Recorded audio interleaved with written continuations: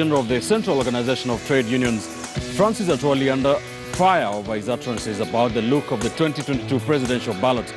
Atwoli was addressing a gathering in the county of Lamu where he said that he is sure the Deputy President, William Ruto, will not be on the ballot come 2022. So, what did you mean, Brother Francis?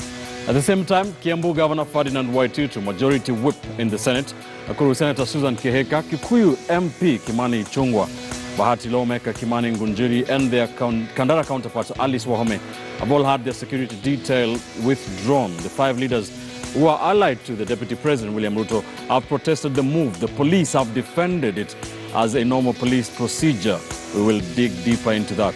And also a revolution in the Republic of the Sudan has ousted long-time ruler Omar al-Bashir. Now there is a military ruling council at the helm, but protesters say they will stay on the streets until a return to civilian rule is established. Welcome to the program. Remember, you will have the final word on our discussions. Stand by to call in or Skype. It is your call. I'm Ben Kitili at the KTN News Center, and this is Sunday edition. Let's begin at the coast with those words from the Kotu Secretary General that have continued to elicit mixed reactions from Kenyans, especially on social media. Listen. Mimi hakuna kitu ambacho nimesema kikakosa kuonekana. Nilisema mambo ya referendum.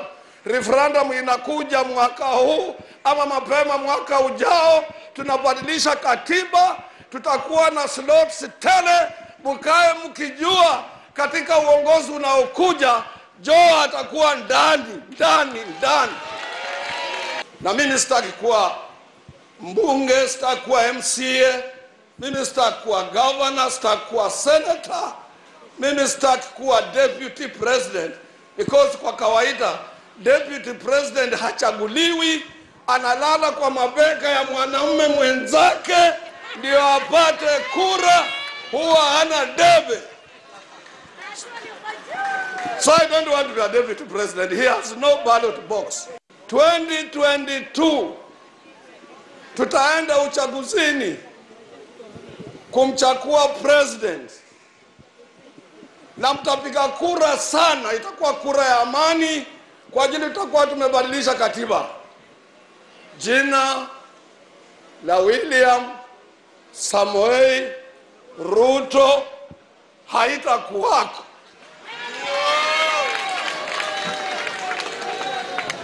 You can take it to the bank. Kotu Secretary General Francis Atwoli there speaking at a Kotu fundraiser in the county of Lamu, saying that Ruto will not be on the ballot come 2022. You can take that to the bank. A lot of Kenyans have been saying, have been reacting to that. Various leaders allied to the Deputy President have also been reacting to that, telling Atwoli to explain himself. We'll try to dig deeper into that and what that means. Atwoli seems to have gotten himself in some hot water. And my panel is here with me. I have with me political risk analyst Dismas Mokua.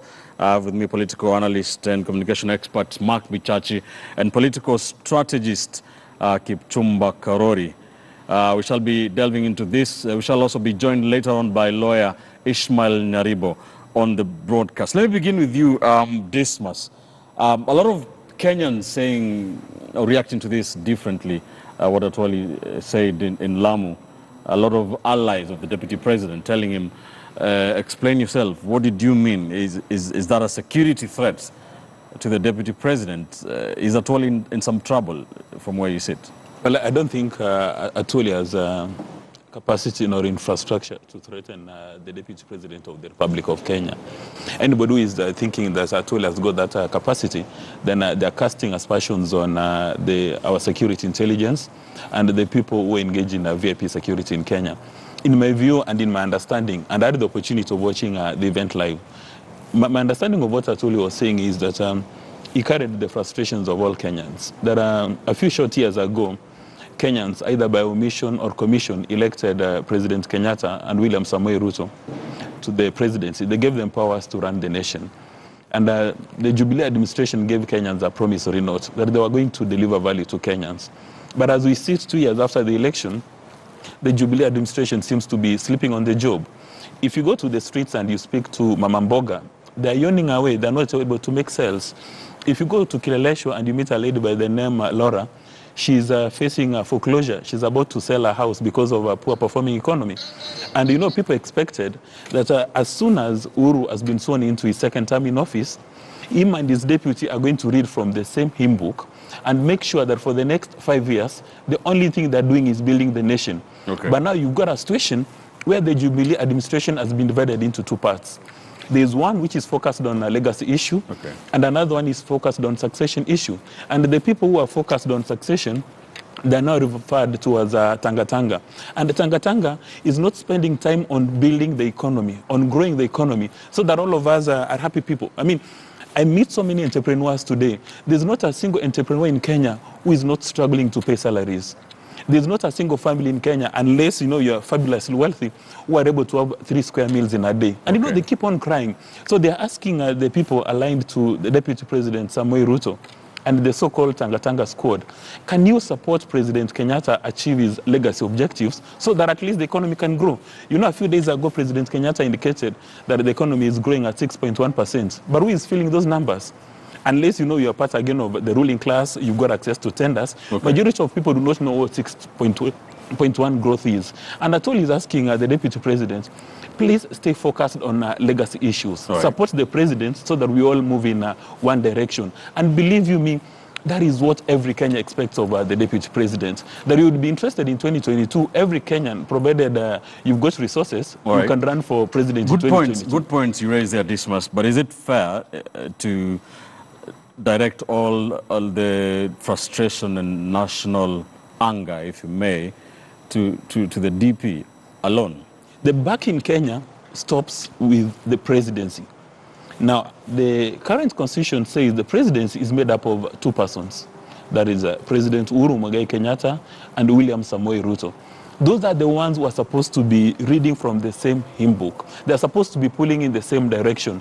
When you have 2 leaders in office with serious political capital pulling in different directions, then you are unable to make progress. Because believe you me, when President Kenyatta goes to bed, he's asking himself what is going to happen after 2022.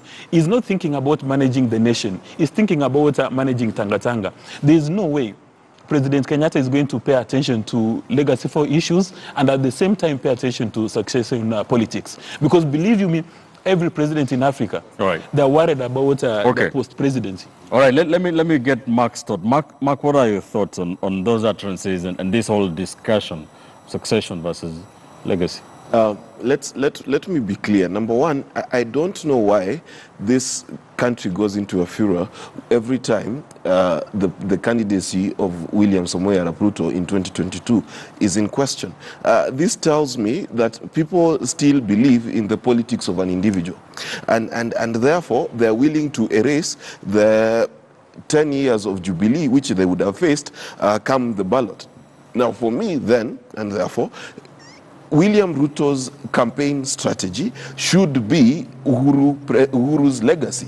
That should be your strategy, because you had a joint ticket with this guy. You've had 10 years to deliver. You should be telling us what have you delivered instead of spending every weekend campaigning, because that does not make sense to me. Because what are you campaigning for? You are sitting in office. You have the capacity to fix those problems that you say you're fixing. And 2, then the Tanga Tanga squad is out every weekend. You wonder who's left to attend to issues in Kiambu and these other places where the governor is gallivanting all over the place. You cannot be in the middle of Mogotio and the people in your hospital are lying 2 by 2 as though they are married and they're just sick. So the issue I have with this Tanga Tanga movement is that they seem to have divorced themselves from the reality that they have an agenda they promised in terms of a manifesto, and they have work to get done. And that's what the president has kept saying, because you cannot spend the next 4 years campaigning. We know you already. What we are doing is we're reading a score sheet. Let the people who have nothing to do because they're not in government, they don't have office, Mudavadi, Raila, those people, let them go Tanga Tanga because they're looking for this thing. You already have it. It's like marrying a wife, then the next day instead of being in a honeymoon, we meet you at the bar looking at the next hottest chick. It does not make sense. You fought so hard to become deputy president. Can you do deputy president work? And deputy president work, I'll have you know, is not going around every weekend giving money in churches and campaigning. There are those people who will tell you that you cannot separate the national development and what what they do with politics, because it is part of politics. And then they'll tell you that the MPs, the so-called Tanga Tanga MPs, they don't have anything to do really to build the nation. When they go over the weekend, they're not taking anything away from. No, my question is, the argument. When Parliament is in session, these MPs are not in the House. We know that. Okay, because attendance is usually a third. Secondly, at the weekend, they're not at their constituency. So where are they? Because the job of an MP is to go get the views of the people, get the concerns of the people, and then go debate the budget in Parliament. Right. The budget is under debate today. Their job is to go and make the policies that work. And number two, it is possible to make a difference between the kind of politics we do in Kenya and the kind of politics that is done outside of campaign period in other civilized countries, because we are behaving uncivilized. Because the truth of the matter is, if I am chairman of our chama here, the four of us, then you cannot expect that after I've won the chairmanship, I go out there to campaign. For which other seat am I campaigning? What other thing am I looking for? Super chairman, super duper deputy president? What are you looking for? Because the time to campaign will come. We have a stipulated time, 6 months to an election where you can campaign all you want. This time, if William Ruto was serious, he would be focused on making sure that Uhuru's legacy is his stepping stone to his presidency. All right. What you haven't told us what you think about Atwoli's? Well, I think Atwoli is entitled to his opinion. We know Atwoli is quite a flamboyant character. I would not give any weight to that issue, because even if Ruto does not get the Jubilee ticket, he can run as independent. He has the wherewithal to do it. So I think William Ruto will be on the ballot. He's too tenacious not to be. He's too courageous, too witty, too wily not to be on that ballot. And in fact, I would advise those who are trying to stop him, they're trying to use a small djembe to dig a very big shamba. They need to get a plow, those big Massey Ferguson things, because Ruto is not one person you wish away. Ipchumba, what do you think? Being a Palm Sunday, I do not have so much for demagogues like Atwoli. Atwoli has said all manner of things. He told us Luhya unity, he conducted a University of Nairobi opinion poll, all manner of things. And then again, I don't take Atwoli seriously as a person, because Kenyan workers and all manner of people are suffering in the hands of anybody and everybody who has employed them.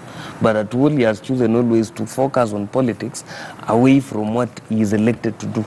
You know, there is also a dereliction of duty on the part of Atwoli. Atwoli is elected to serve workers in this country, to make sure that the labor laws and ILO laws are implemented in this country. But he has always derelicated that duty to lecture politicians and to unite Luhyas. Luhya unity, which has always been elusive. But back to the germane issue, I think also Atwoli should once in a while reflect on his utterances. What if today whatever he was saying happens? You know, we will be in a very awkward position. Although the nation must know that Atwoli, as Dismas said, has no capacity to even do what he was saying, because his past utterances has proven that he is near to what we call what happens to spent cartridges. But back to, there is something that Bichachi has addressed that also needs to be, I need to weigh in. Every time, what amount to campaigns? I think we need to define that word. And what amount to development? And what this loosely Tanga Tanga word, when we say Tanga Tanga campaigning, where are they campaigning?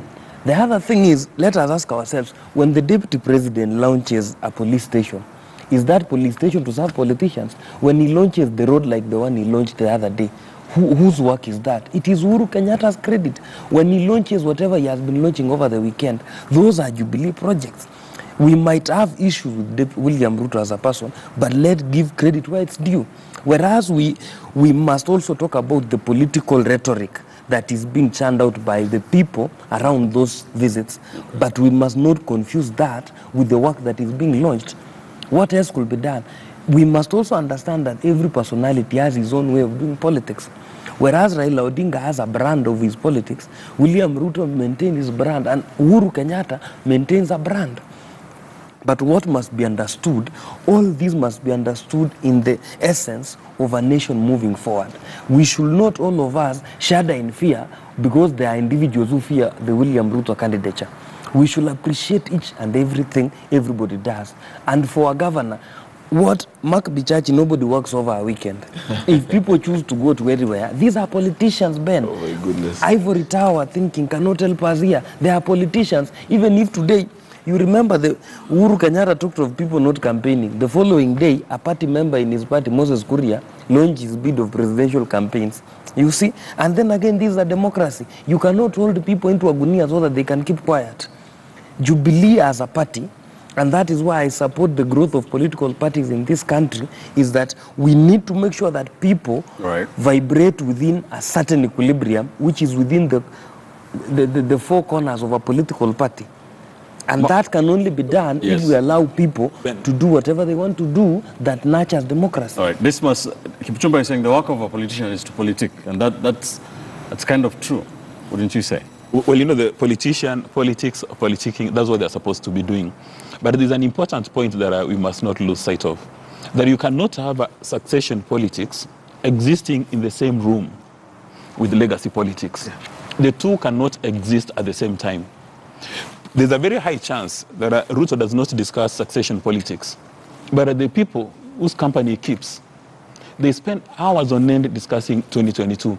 Like, for instance, this particular weekend, the president has addressed all top public servants and all politicians that our focus is on Huduma registration. These politicians are not talking about Huduma registration.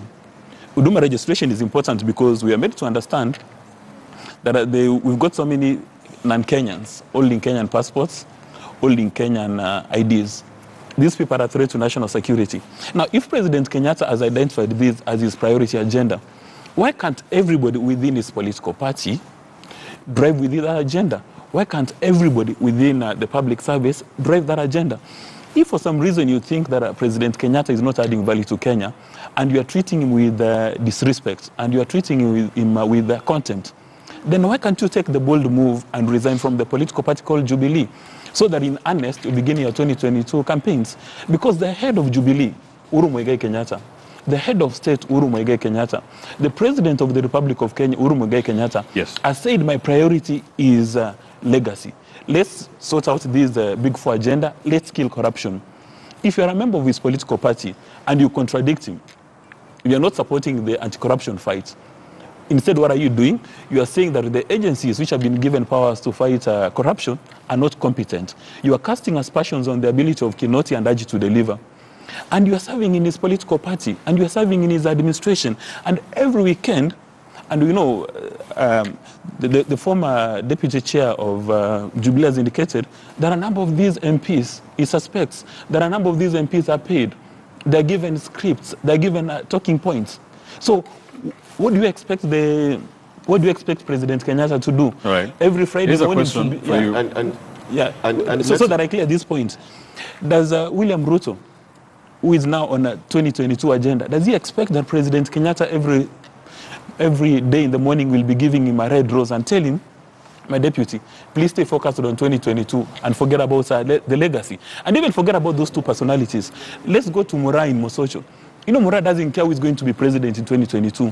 But Mura today wants to be sure that she's going to have a meal. Okay. And people were elected in office to work for a socio-economic growth. Let me ask you this before I come to you, Mark. Why can succession and legacy coexist? They cannot coexist because, you know, people are driving, those are two different hymns. You've got one hymn book, one is singing Hail Mary, and another one is singing Our Father who art in heaven. The two cannot exist in the same book. This must assumes that we are all visitors. We came to this country in 2016. In the run-up to the 2012 election or the 2013 election, there were G7 movement, they came to G3, but Kibaki did whatever he did, and he left this country great. Let us not reduce. This is a democracy, and there is a meaning when we say it is a democracy. This country, we cannot reduce the collective space that has been built over time to reduce it to the problems we are facing. This is a country whereby Kibaki was there, the succession politics were done, but Kibaki steered off the politics and made sure that his goals were achieved. But what do we see here? We have a situation whereby fear has gripped people because there has been talks that so and so want to be this after that. Right. That is where the problem is. And our greatest problem where we are then is not politics. Our greatest problem is leadership. A leadership that has not think through. Okay. A leadership that has no clear point of where we are going. And that's exactly my issue. You see, for me, I honestly believe that succession politics and legacy politics should be one.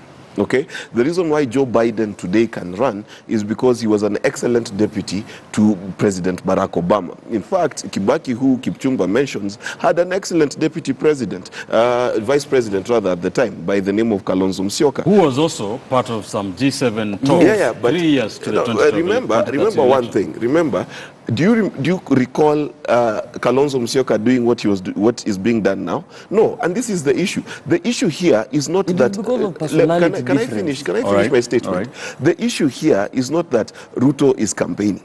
Is that Ruto's campaign seems to be decampaigning the legacy. This is the problem. Because on the issue of handshake, okay, they seem not to be reading from the same hymn book. Many Kenyans are happy with the handshake, including myself. But what is happening? The Tanga Tanga movement is always attacking the handshake. They're always saying that the Tinker came to destroy Jubilee. At the same time, they have issue with the fight against corruption. They say that this fight against corruption... Isn't it their democratic right? No, you see, the thing is, because it is a political move, wouldn't it? Exactly, I agree. But look at Britain today on the issue of Brexit. Every time a sitting cabinet secretary is against what Theresa May is doing, they do the honorable thing and leave.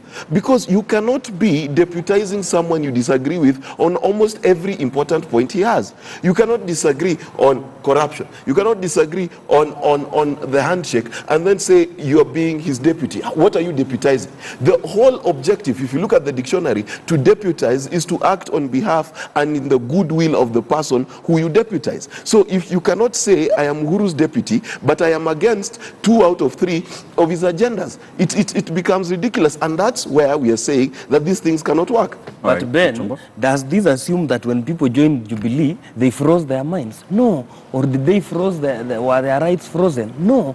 The thing is, the party is talking about, the Theresa May party, the Conservative Party, is a party that has been there for the last several decades. When you talk about Jubilee, it is a party that 13 parties collapsed to form it, which means over time there are still several things that will not fit immediately. And even in creating a political party, look at what has been happening with the Republicans. There are people, and even the late McCain, he took a stand that he had a stand that was not necessarily the stand of Trump, the president. So those are the realities that democracy has brought, which we must live by them. If somebody is not comfortable with how Haji is doing his work, the people pay taxes. They must criticize that thing. I sat here the other day and I said that multi-agency something is an incest, is a constitutional incest. I have my right. I support Uhuru Kenyatta. That is my right. But the thing is, we cannot sit here and gag members of parliament. They are members of parliament because of something. What about we have not conducted an opinion poll to show that the things they are talking about are not what their people are discussing at the villages? But the other thing is, we cannot say Kenyans don't want politics. Right. They come out in huge numbers in those political rallies. Yeah, to get money. To get money. Let's be clear. Let's be clear. First, telling me Kenyans show up every time a politician shows up, my friend, as long as they know there'll be 200 bob and a bus to go home, they'll show up. So let's not talk about rallies in this country. We know how they are organized. Number two, let me finish. I'll let you finish. Number two, let's be clear. The problem here is not that the democratic space has been reduced. I have been very audible here against very many government policies and very many opposition policies. So that is not the problem. The problem is that you hold a title called Deputy President. And let me give you an example so you understand, okay?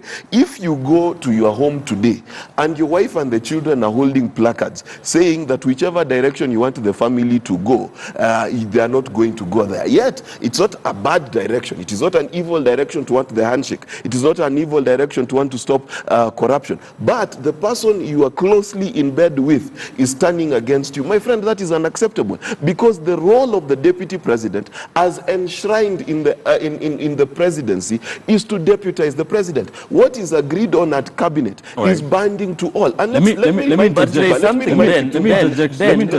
just interject for a second. Just hold that thought.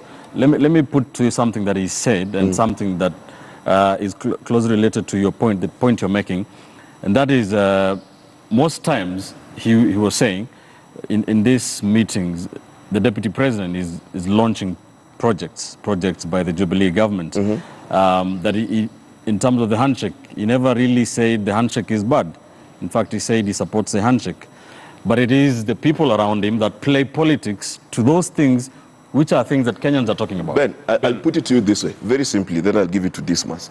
If you come to my house and my daughter tells you, Ben, I know you are a drunk and a thief, who told her?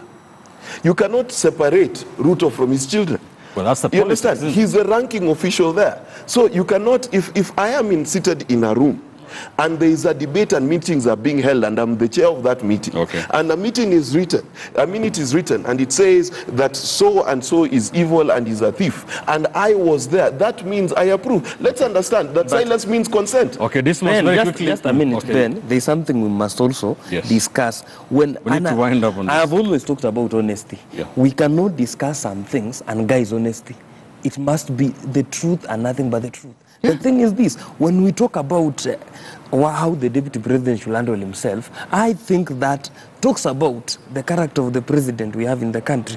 Because if you are a party leader of the greatest political party in Eastern Central Africa in terms of numerical strength, what is supposed to be done is that as the president, you are supposed to call these people to order if you believe that is the thing. The other thing is this, we have seen what is happening in this country where bloggers are hired by a known civil servant and nothing is happening. So that kind of thing is what also derails this whole thing. And then if we are not careful, we will end up in something that I rarely discuss myself, the lame duck things.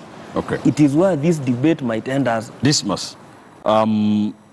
Please have the final say on this. And he did say something that this is not new, that in fact in the run-up to the 2013 election, when Kalonzo Musyoka was the vice president, there were all kinds of succession politics surrounding him, G7 and even all those things. What's different now? Even KKK. Well, you know, there's been all manner of maneuverings, but maybe let's give it a continental approach first. There's a fellow called Atiku Abubakar, who at some stage was Obasanjo's deputy president, and because it's a ticket, that Obasanjo had no capacity to fire him. But he started causing a fire, and Obasanjo told him, relax, I know you want to become president. At the right time, I'm going to give you unlimited support. And Atiku Abubakar did not follow instructions. As we speak, Atiku Abubakar has been running in every election, and is not winning, because he made Obasanjo nervous. Now, President Kenyatta, about a year ago, had a handshake with Raila Odinga. And then you get the Tanga Tanga squad members attacking Raila Odinga, making allegations that he is Mganga, that he's come to Jubilee to spoil the party. Now, if you are attacking Raila Odinga, indirectly you are attacking President Kenyatta. Is that a fact, though? I mean, they've been attacking him every day. He's been referred to as a Mganga, that he's come within Jubilee to rake it. There was a meeting the other day. But there was a meeting the other day in Nakuru. And you know, they gave an ultimatum to the president. Essentially, they were telling him that you either fire Tuju, or you call for a Jubilee parliamentary group meeting, or we are going to take a walk. Right. Now, Bichacha has indicated that politics, when you are mature in a political space, and you disagree with your party leader, or you disagree with the head of state, or with the head of government, the most honorable thing to do resign. In the Brexit conversations, there are many cabinet ministers who are unhappy with Theresa May and the position she's taking. So what do? They take a walk. There was a prime minister called Cook who was unhappy with what the prime minister was doing. You take a walk. Do not remain in the tent and make President Kenyatta nervous. So that when President Kenyatta has called for a cabinet meeting, he is not sure who among his cabinet is focusing on his legacy or who is undermining him because they are supporting, or rather they're working on the 2022. Even the political party. Politicians must politic 24 hours. But the question is, what kind of politics? Are they discussing, like for instance, right now, your fellas dying in Turkana and in Baringo, the global prices for tea are compromised. If you had solid politicians within Tanga Tanga squad, they'd been telling us how they can come up with legislation to take Kenya to the next level. I've not seen a single member of the Tanga Tanga squad worried that entrepreneurs are unable to pay their workers. I've not seen a single member of the Tanga Tanga squad just hold worried about our national debt. We'll come back to talk more about this and other things, talking about Tanga Tanga. When we come back after this quick commercial.